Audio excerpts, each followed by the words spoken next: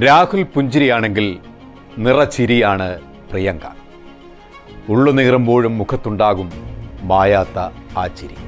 പക്ഷേ കന്യംഗത്തിൽ തന്നെ നാടുകളെ ഉദിച്ചുയർന്ന ഒരു സൂര്യപ്രഭയായി പ്രശോഭിപ്പിച്ചപ്പോൾ അത് ഇന്ത്യയുടെ പ്രതീക്ഷയായി, ഭരണത്തിൻ്റെ നെഞ്ചിലെ തീയായി.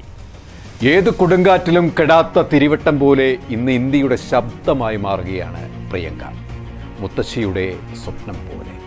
12 വയസ്സ് മുതൽ ദുരന്തങ്ങളേറ്റ് പകച്ചുപോയ ഒരു കുഞ്ഞ്.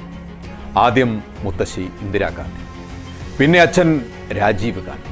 അങ്ങനെ ഓരോരുത്തരായി കൺമുന്നിൽ പിടഞ്ഞു വീടുമ്പോഴും ചിതറിത്തെറിക്കുമ്പോഴും ആരും ഒന്ന് പതറിപ്പോകും.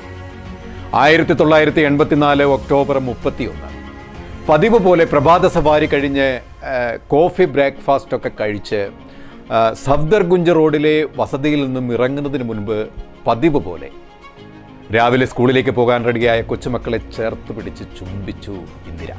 അമ്മൂമ്മ തന്നെ പതിവിലും കൂടുതൽ നേരം അടുത്ത് പിടിച്ചിരുത്തുന്നത് ആ 12 വയസ്സുകാരി പ്രിയങ്ക ശ്രദ്ധിച്ചു. ഏത് തിരക്കിലും കൊച്ചുമക്കളുടെ അടുത്തെത്തുമ്പോൾ വാത്സല്യനിധിയായി ആ മുത്തശ്ശി മാറുമായിരുന്നു എന്ന് പ്രിയങ്ക പലപ്പോഴും തൻ്റെ മുത്തശ്ശിയെക്കുറിച്ച് ഓർത്തിട്ടുണ്ട്.